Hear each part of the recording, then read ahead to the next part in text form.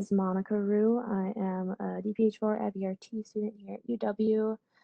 My content expert today is Mary Mabley, and my presentation is going to be on Evusheld for pre-exposure prophylaxis of COVID-19 in immunocompromised patients.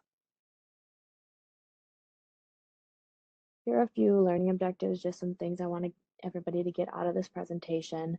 Just being able to define and summarize what Evusheld is and how it is administered.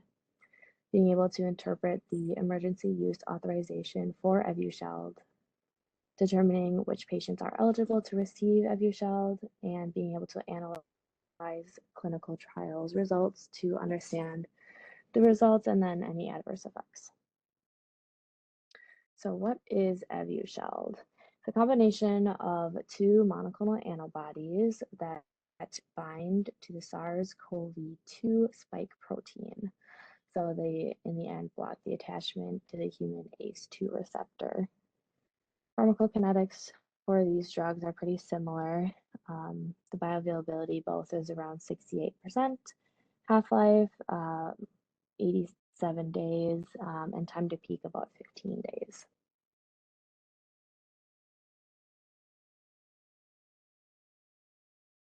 Some warning and precautions. We'll go over these a little bit later as well with the clinical trials that have gone on for these medications. Some things to look out for are cardiovascular risk. There are higher rates of CV adverse events that include myocardial infarction as well as cardiac failure. There's also been incidents of hypersensitivity, including anaphylaxis, which is also listed in the adverse reactions column. Some of the more common ones are going to be dizziness, fatigue, headache, insomnia, and then that hypersensitivity again. Some drug interactions we want to be aware of if we're going to be using this medication is the COVID-19 vaccines, which may diminish the therapeutic effect, as well as the E-alpha, which also may diminish the therapeutic effects of the medication. Now on to administration. It is 2 3 milliliter intramuscular injections into the gluteus maximus or the butt muscles. So just kind of making your patients aware of that before they get it. It can be repeated every 6 months, and it needs to be clinically monitored after injection for at least an hour. So it is given in a clinic and observed following. I also included a little diagram here just for how and when to give the medication. So if you start at the left-hand side, any dose of the primary or booster vaccine, you need to wait at least 2 weeks before giving the Evusheld, potentially every 6 months. But if you're going to be getting a COVID vaccine or any subsequent doses after the Evusheld, it's okay to just get that right away. There's no interval between Evusheld to a vaccine. But again, if you do get that Evusheld, again, we want to wait at least 2 weeks.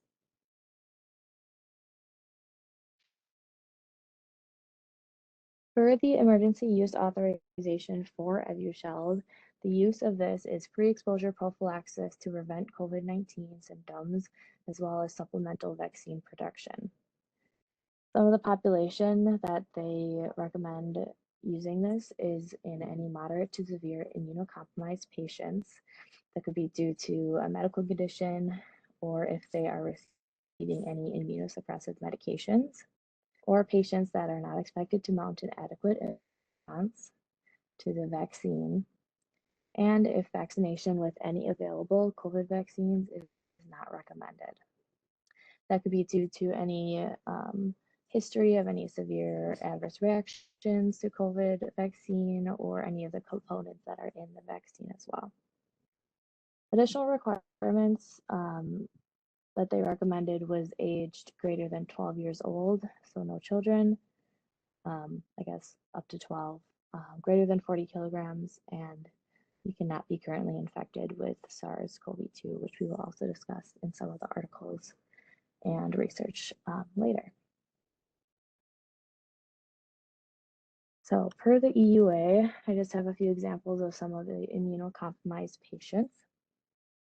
Anybody on any active treatment for a solid tumor or hematologic malignancies, if received a solid organ transplant or are taking any immunosuppressive therapy. They've received CAR T cell therapy or HCT, also within 2 years of that. Any moderate or severe primary immunodeficiency, a couple of examples listed there, or any advanced or untreated HIV infection. So I know this picture is a little bit blurry here, but this is kind of what UW Health has rolled out so far with tiers 1 and tiers 2 of all the patients that have been included in rolling out the Evusheld. Most recently, tier 2 came out, which included all solid organ transplant patients, patients with solid tumors with curative intent on chemotherapy in the past 6 months, patients with lung cancer on treatment, and any additional hematologic malignancies. And there is a plan to continue with additional tiers in the future.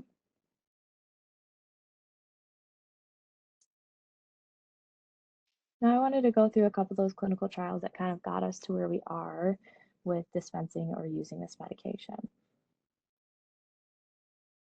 The first one I wanted to cover is PROVENT trial. It's a pre-exposure prophylaxis for immunocompromised patients, is what they were testing for. It's an ongoing phase 3 clinical trial, and it is randomized, double-blind, and placebo-controlled. Enrollment were patients greater than 18 years of age. They also had to have a pre-specified comorbidity or were at an increased risk of the infection, and they could not have had received the COVID-19 vaccine. The controls for these was a 2-to-1 ratio of they received either a single dose, which was 2 consecutive IM injections, like we talked about earlier, one containing the first drug and one containing the second drug,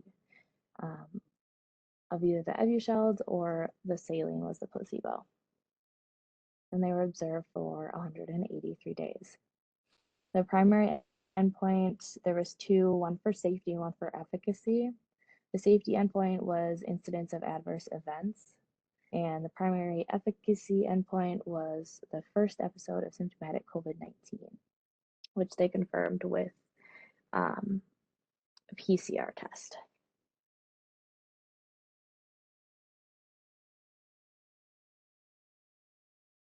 Okay, so a little bit more on the trial. The characteristics median age was about 57 years old. Females 46%, and we also have race listed as well. On the very bottom, we have baseline comorbidities, which is really important for what we have been using Evusheld for. 78% of patients in this trial did have a baseline comorbidity, and those are listed on the right there. And they included, of note, any cancer patients, cardiovascular patients, receipt of immunosuppressive therapy, and immunosuppressive disease. I also have the statistics for that if anybody wanted more information on the percentages of what patients were included in this trial. So our first primary endpoint of efficacy was the incidence of symptomatic COVID-19. In the Evusheld group, there was 3,441 patients. 8 of those tested positive or had symptoms of COVID-19. In the placebo group, there was 1,731 patients. 17 of those did experience any incidence of COVID-19 with a positive test. So in total, there was a 77% relative risk reduction in the incidence of symptomatic COVID. So a statistically significant risk reduction that showed a benefit in using Evusheld for patients with comorbidities based on this trial.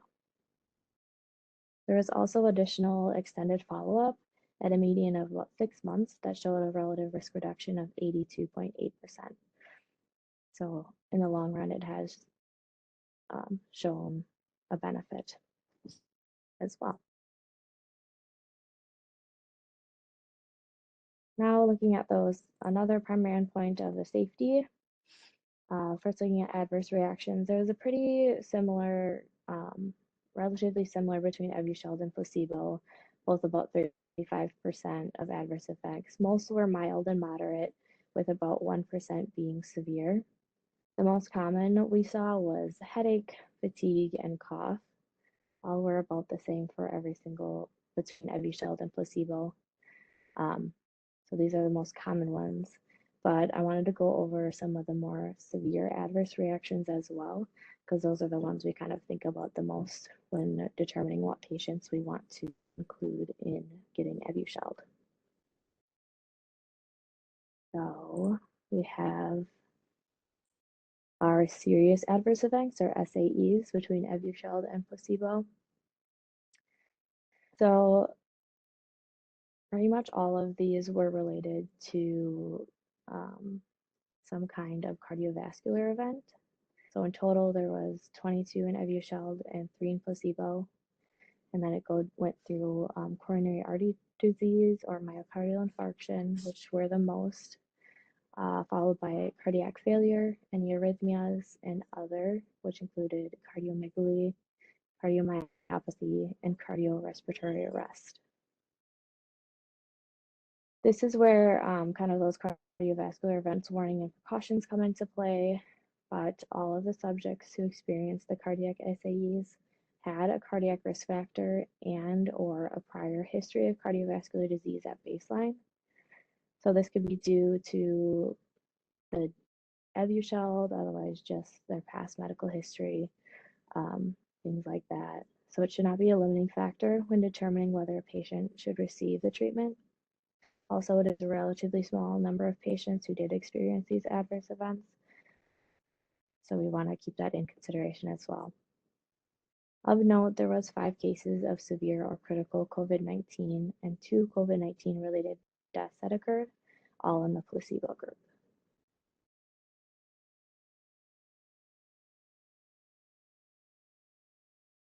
Now just a little bit on the Storm Chaser, which is the second trial that they completed. This one is completed now. It's on post-exposure prophylaxis. That was a phase 3 trial, randomized, double-blind, placebo control. This enrollment was almost the same. They had adults aged 18 years and older, but this one they did have potential exposure within 8 days, and they could not have had gotten the COVID vaccine. They could not have had symptoms or any known infection previously. In the end, they found it did not demonstrate benefit for Evusheld in preventing symptomatic COVID, but Evusheld right now is not authorized for any post-exposure prophylaxis in patients who had been exposed or infected with SARS-CoV-2. A little bit of a comparison of additional information versus the Provent trial that we just went over on adverse events. Of note, they were younger in age in the Storm Chaser. Median age was 48 here versus 57 in Provent. There was also fewer baseline cardiac risk factors, 24 versus 36 in hypertension, 11 versus 14 in diabetes, and 3 versus 8 with cardiovascular disease. In summary, Evusheld is a recombinant human IgG1K monoclonal antibody. It's 2 3 milliliter IM injections given in the gluteus maximus, or the glute muscles. For the EUA, it's used for pre-exposure prophylaxis to prevent COVID and or supplement vaccine protection. Eligibility is for any moderate or severe immunocompromised patients, patients not expected to mount an adequate immune response, and vaccination with any available COVID-19 vaccines is not recommended, with additional requirements of being greater than 12, greater than 40 kilograms, and not currently infected. And in the end, the Provent trials proved that a 77% relative risk reduction in incidence of symptomatic COVID with no additional adverse events of special interest or unexpected long-term safety signals. With that, does anybody have any questions?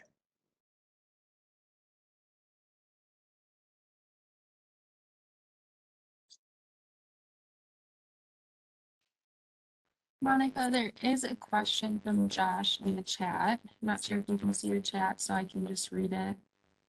Is any of this data that you presented in the context of the Omicron variant or any of the subvariants? I'd have to look into it a little bit more, but it does seem that there is some information on it. I can definitely reach out to you afterwards and find that information for you. I just have the article up here quickly, and it does have it listed in here. I'd have to do a little bit more digging to be sure.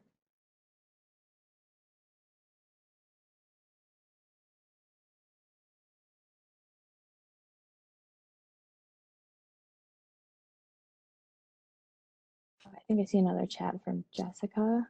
So she asked, what are the advantages of administering in the gluteus maximus versus the deltoid muscle? So it's a lot. Like the total amount that's given is quite a bit. So it's just a little bit more surface area. So it can kind of get where it needs to go because it's quite a bit of solution that needs to go in.